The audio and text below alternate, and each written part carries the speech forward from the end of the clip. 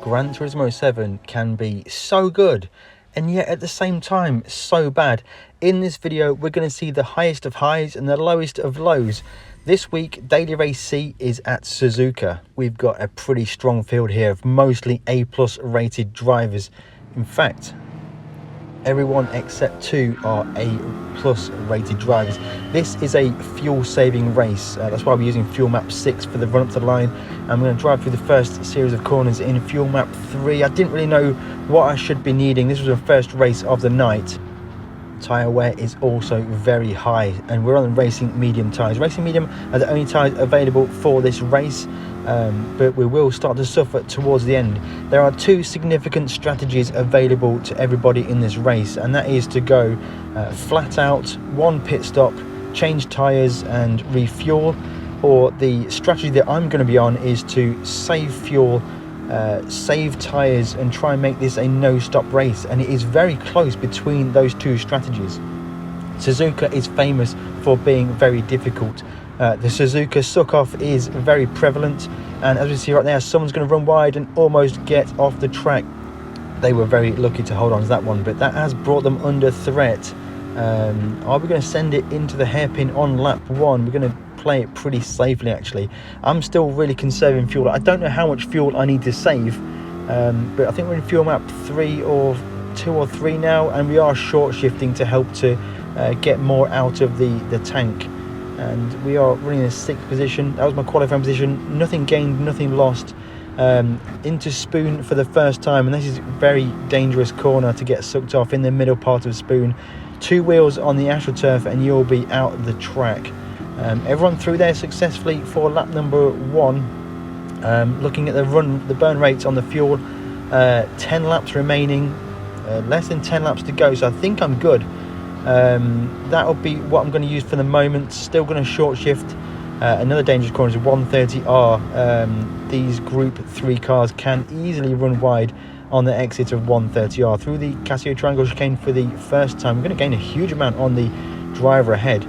Massively in the slipstream. That's going to help with fuel mileage. Huge gap behind as well, so this race is panning out perfectly for us.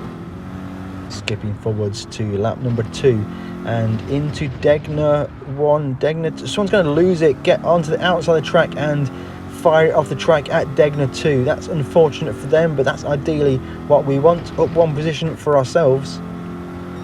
Down the straight now to start lap number 3. Into turn 1. Let's check on the fuel usage. Looking okay for the minute. Focusing on turn 1.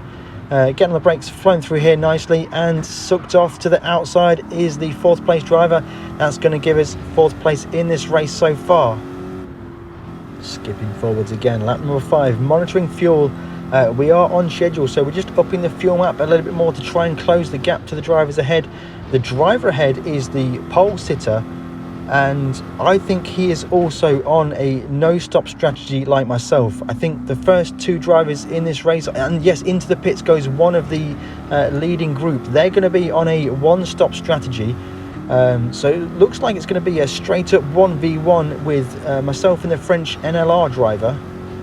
On to the end of lap number 6 now. We are just about holding on to the back of this NLR driver, expecting a pit from the leader now. And right now in this race, as he just pits as expected, right now in this race I'm feeling really good. Fuel is looking good. We are starting to close into the back of the driver ahead now. We don't know how much fuel they've been saving, but I feel confident in my strategy. We have closed in now. I'm going to stay in the slipstream for a little bit just to save my own fuel. And into turn 1, any mistakes going to happen through this series of corners. All looking good for the moment. And yeah, I'm feeling pretty confident. So far this race has really gone my way. Benefiting from other people's mistakes. We are looking good through the Senna S's now, and it's, yeah, fuel's looking good for me as well. I think I'm going to try and save some fuel behind this guy and go for an attack towards the end of the race. Gap to the driver in 3rd place. Razor looking good. We know Razor, we've raced him a lot of the time, friend of the channel. Always good to see him doing well, and yeah, we've got a good gap to him now. So I think as long as we can keep our race pace up, which I feel quite confident in doing, Hopefully the guy in first place is going to start to have to fuel save a little bit more aggressively as the race is going on. And into the hairpin we're going to go, getting on the gas nicely on corner exit, and a bit of swaz from the leader.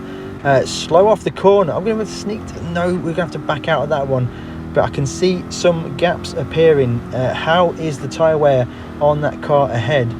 This Corvette that we're in right now is good on tyres. We're just playing about with fuel as we skip ahead to lap number 8, trying to save as much fuel as possible. And this is the downfall of my race. I was too busy fanning around with the fuel mixture and ran wide at 130R, which really is going to cause us a problem. We're going to lose the slipstream, lose the gap to the leader, and that's really going to suffer us in this race. Now lap number 10 towards the end of the race, and I didn't quite make any headroad into the leader, but right now I'm under threat from the car behind. One of the drivers who has done the one-stop strategy is approaching very quickly, and I'm not even sure I'm going to make it to the line on fuel. We've got 0.1 laps remaining, 1% of fuel, and run to the line. Are we going to make it to the line? And we just about do that. What a fantastic race. This daily race C with this high tyre wear, high fuel usage, it just plays so many strategies available, and that was really, really good fun. I think I can win this race. I'm going to go again for this one. So here we go again, another strong A+ field, and we're going to line up third for this race. So that's going to be quite an advantage for us over where we started in the last race. And down the straight, we've got a good gap to 4th place straight away. So we just need to build into this race slowly. Use a reasonably high fuel map to make sure we are stable in our 3rd position, and then we can start to fuel save. So skipping forward now, lap number 1, and we are looking pretty good for fuel. We've got a great gap to 4th place. So now I'm looking to run forwards. One of these drivers ahead look like they're going to try and break for a one-stop strategy, and another driver I think may run a no-stop like ourselves. So we've got a great battle ahead here, and we've picked up a track limits penalty. Sloppy driving from me, and that one thing is just going to really throw the race down the drain for me. That's going to cost me a lot of places when we come to serve this penalty. Now, a lot of the time when you get involved with a dirty driver, or you get taken out, or your race goes south very quickly, you can look at it in isolation, that one incident. But actually, me getting this track limits penalty, this is going to become the catalyst to my race falling to pieces. Skipping forwards, and we caught onto the back of the other driver doing the one-stop strategy, so I know I had the pace to be competitive and potentially pass the driver and get in there for the win. But that track limits penalty is going to put me way down the order, losing 1 place, 2 places, and down to 5th place. Now down to 5th place, you can still recover from there, but what's going to happen in a moment is going to be an incident that, if I hadn't had that track limits penalty, which was my own fault, I wouldn't even be racing this driver. The driver behind right now, the Spanish driver, I think he must be on a one-stop strategy. He has pace. You look at him closing in on the radar. He's a very fast driver. He's going to want to not compromise his own race. He's going to want to run fast lap times, get through those people on the one-stop strategy. Myself, I have fallen back into this position through my own fault, and I'm trying to fuel save, I'm trying to tyre save, so I'm trying to minimise how much I'm steering, minimise how much I'm using those tyres. Being in a higher fuel map means that I'm going to have less power, and this incident right here, I don't agree with that. It's a bit of a block pass and I get run wide, and basically that ruins my race. But the problem is, I shouldn't even be there. I should have not had that track limits penalty. I shouldn't be racing this driver. I'm way out of position. So as you can see, we get run a bit wide, a little bit unfortunate, but I've got to blame myself for that one. I shouldn't have put myself in that situation. It's better to control the things you can control, which is yourself, rather than rely on other things treating you well. Lessons learned. Let's try again. 4th place on the grid, another star-filled lobby with A+ drivers, and I think I can win this, guys. I feel I've got great race pace. I can do the no-stop strategy pretty well, We've learned what not to do. Let's go ahead and see what we can do in this race. At the start of any race, I always try and run a little bit faster to make sure I don't get swallowed up by those drivers on the one-stop strategy, but I also try and see what pace other people have around me to see if they're likely to be a no-stopper or a one-stopper. And I think the 3 drivers ahead of me are all going on a no-stop strategy. They don't seem to have break away pretty quickly, but I am worried there will be drivers from behind who want to drive through and get the faster race pace to get that one-stop strategy working for them. Doughtinator 2 was a corner that I felt quite confident with, actually. Looking at the fuel map, I'm just switching to fuel map 3 just to make sure we are safe on fuel. We've got a good gap to the drivers behind, which is absolutely ideal. We can focus on just looking forwards, running great laps, and end of lap number 2 now into the Casio triangle, and things are looking a little bit feisty ahead now. Bit of a 3-way battle for the lead, which is going to be ideal. Hopefully they can all slow each other up and come into my clutches. But right behind me is a driver who is on maximum attack, fuel mixture 6 and fuel mixture 1, I'm pretty sure. And I wanted them to pass into turn 1, but I think it's a little bit of miscommunication, and I wanted them to just send it and go.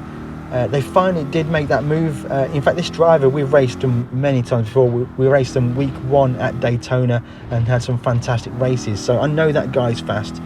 And you can see he is pretty fast in that Corvette, running I'm sure to the maximum. So we're going to go through the Senna S's, and hopefully we're trying to tag onto the back of him and hopefully bridge the gap to those 3 drivers in the lead. We lost a bit of time through that miscommunication into Doughtinator 1, and he's going to get some swaz and lose it completely. This is not ideal for me.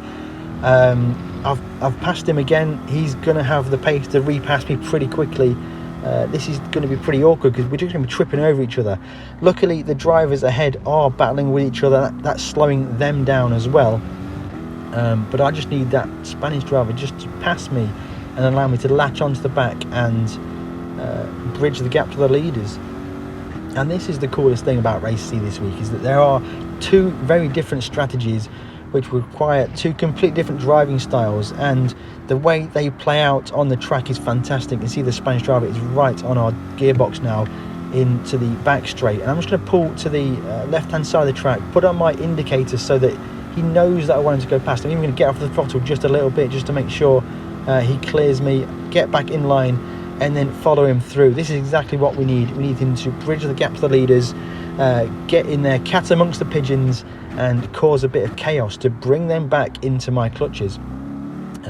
Through the chicane now we go, and down the main straight to finish lap number 3 and start lap number 4.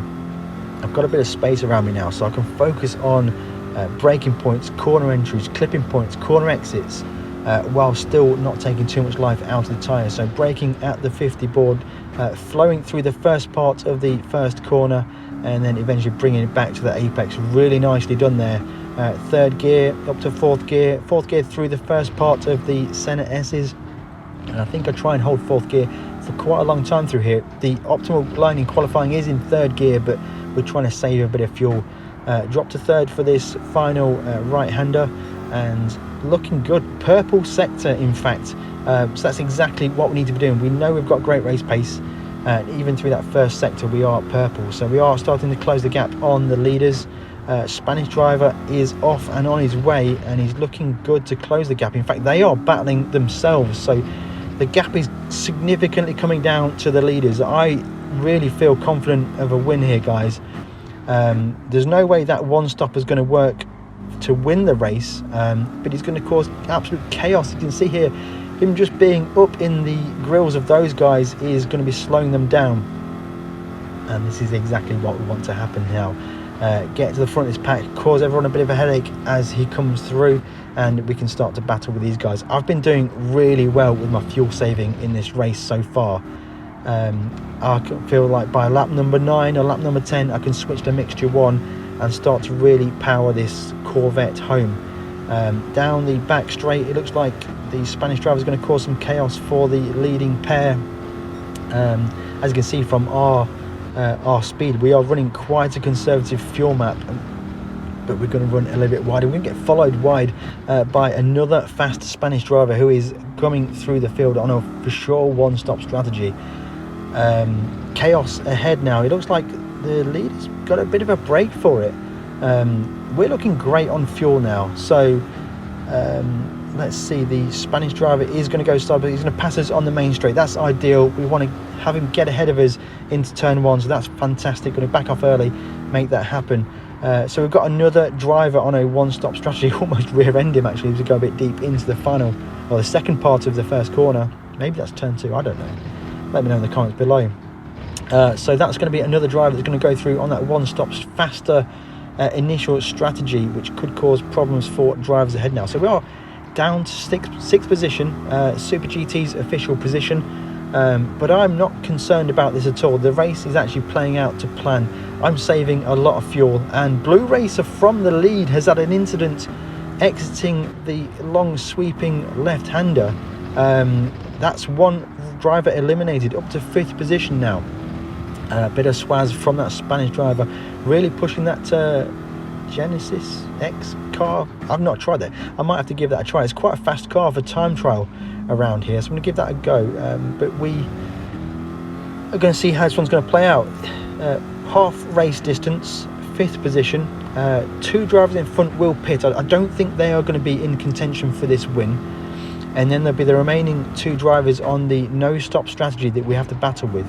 I've done a great amount of fuel saving in this one, and I think it's going to work out really well for me. Skipping forward down the back straight now. One of the drivers ahead has made their pit stop. One more to pit, I'm pretty sure, and we're on lap number 6 into 130R, and we are closing into the drivers ahead now. Less than 1 second off of the lead of this race, and we're going to flow through here and get a great corner exit. And yeah, one of the drivers, what, just a random incident there where a driver acquired a 2-second penalty and a lag for no apparent reason, but we'll capitalise on that. We're going to make that happen. Up to second place, skipping forward now, lap number 8, and we have really started to close into the back of the leader. Fuel I am absolutely fantastic for. A lot more than a quarter of a tank of fuel, and about 2 laps remaining, and I really feel confident with this one. Tyres are looking good. What just happened there? That's a bit, the leader's crashed, and oh, it wasn't the leader that crashed, it was my Gran Turismo 7 has been disconnected. This is the worst of Gran Turismo 7. Why is it like this? And then we get kicked back to main menu, and then we just get displayed that there are no currently sport mode races available. It's not good, is it, guys? I mean, I did get my mileage. Let's just collect my mileage, and oh gee, I don't even need to know which one. Oh, come on. No, God! No, God, please, no! No! No!